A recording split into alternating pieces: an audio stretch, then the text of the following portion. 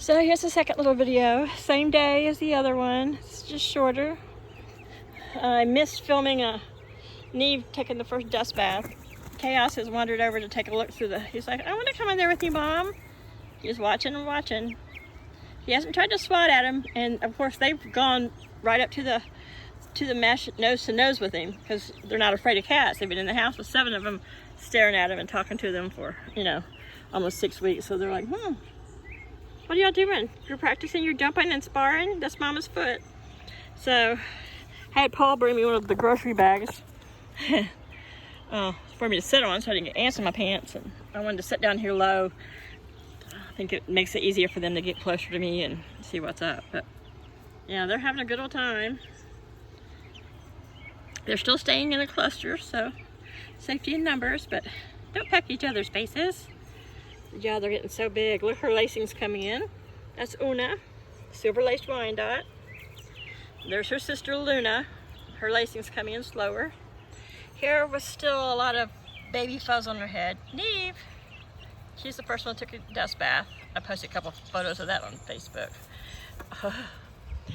Here's her sister who's got a darker head and less fuzz. That's Kiva. This is Bonnie Lass. Blue Wheaton Splash, looks like she's going to be. And then there's the other Americana right there, Bronwyn. So, and it's amazing how a little bit of difference in their beaks by breeds.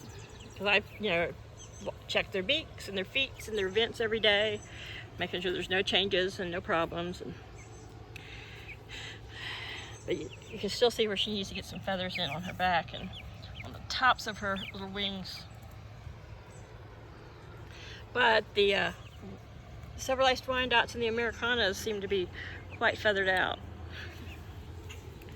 So where I'm sitting here in the yard, which is by the big spruce, under the edge of the big spruce, by about 2 o'clock, this area goes all shade. It's sunny in the early part of the day.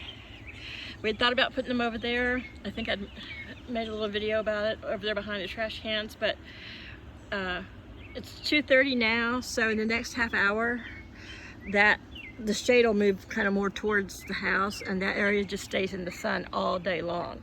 This is the only time there's a little bit of shade over there in the afternoon, and it's only shaded until about 10 in the morning. So between this and on just this side of that shovel and stuff, it's the old driveway. You can kind of see the divot.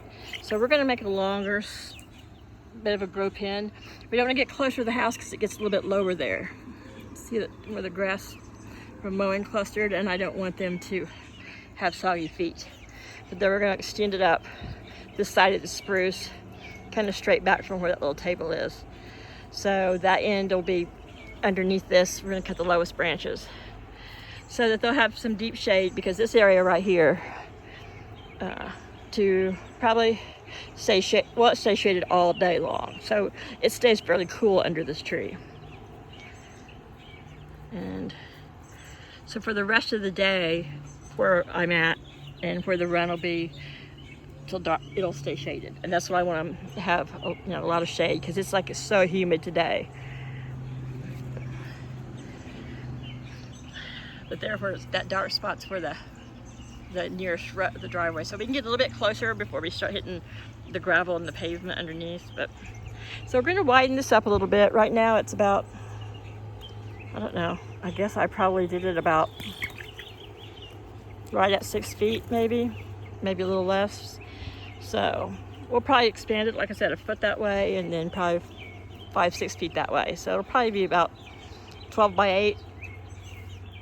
And we're going to use this mesh, and we're also we have more posts, of course, and we have some 7-foot posts, and then we're going to circle that with the chicken wire, which only comes up about 4 feet.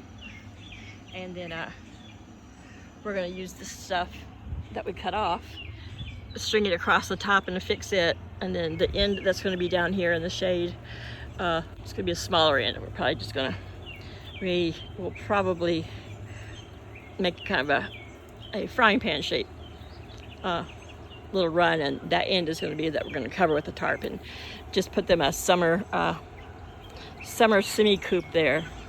It'll still be open on the bottom, but I'm going to bring in my sawhorse for them to roost on, and I'll put one nesting box so that, you know, the Wyandottes will be the first to lay an egg. But that they'll have that when they're ready to lay. But we'll just cover the end on 3 sides with a tarp.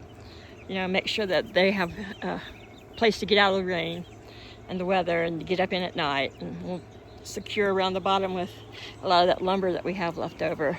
We're going to make the bottom like this because this is 7 feet tall. We're going to curve it under and affix it down and bury the wire a little bit, and then we're going to put logs around the inside so nothing can dig under them and they can stand on them and peck at any bugs growing in them.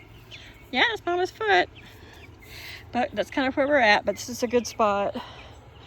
And a little more level here between the tree and the driveway. I mean, it's not going to be perfectly level ground. I mean, it just isn't. But I was more concerned with them having deep shade.